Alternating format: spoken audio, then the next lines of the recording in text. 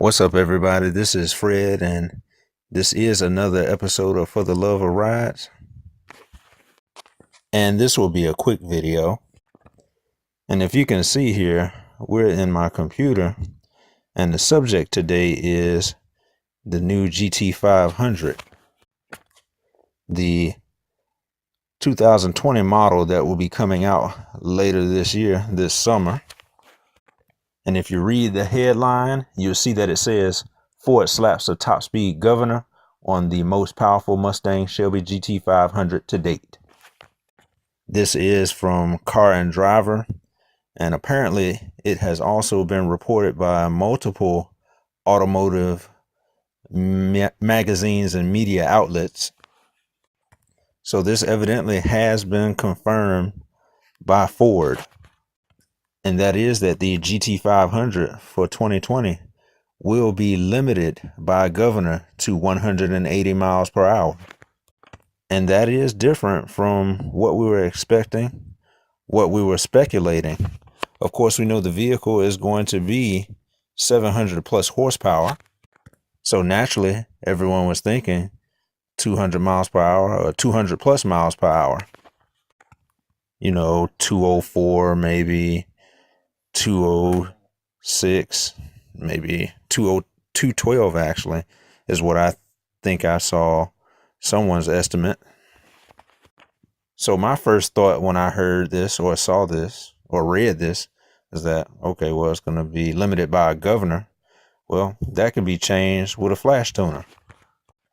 Now, this news would be more significant to people who just buy cars and don't do anything to them, no mods or anything like that. But for those of us who modify or tune, use flash tuners and that type of thing, it's not really a big deal. It is, however, still a surprise, I think.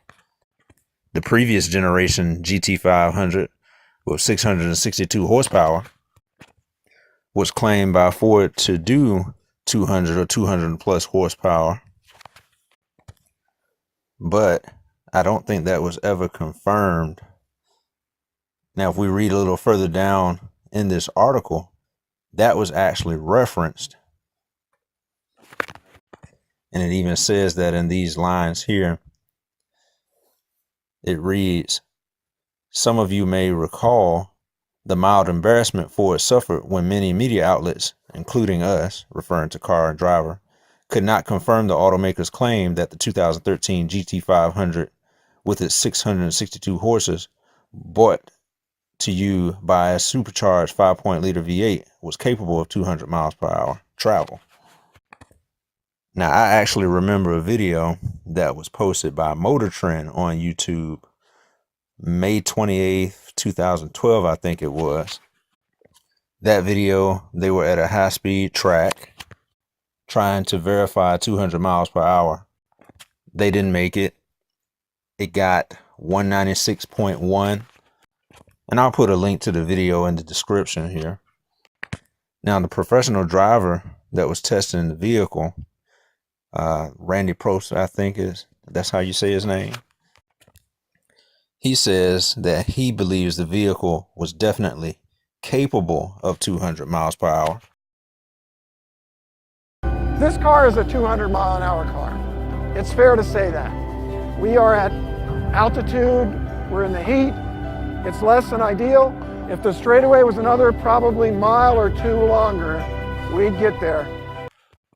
But they cited certain conditions that didn't allow the car to hit that top speed, such as how hot it was that day or the elevation, those types of things that would sap the car of some of its power.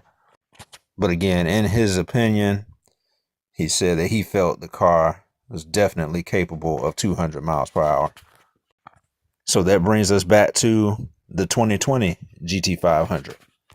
This vehicle, of course, should have no problem with the horsepower output getting 200 miles per hour,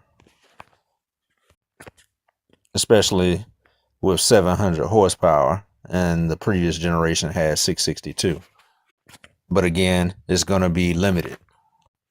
So we're definitely going to need our flash tuners to get 200 miles per hour out of it. Now, when we read a little further into the article, they did cite reasoning behind it being limited.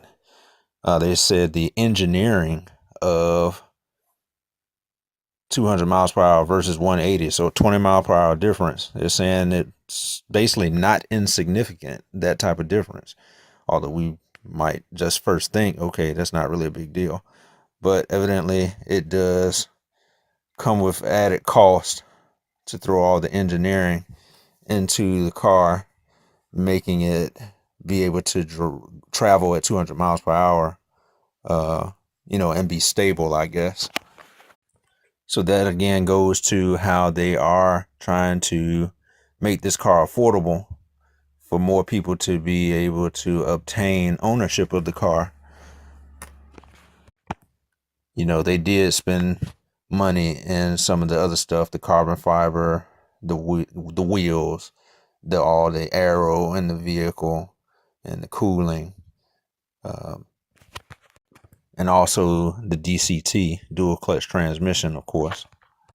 But let me know what y'all think about it. Comment on the video. I'm always trying to start a discussion, so let me know how y'all feel. But that is it for this video. Again, like, subscribe, comment, share. But this has been another episode of For the Love of Rides, and thank you all for watching.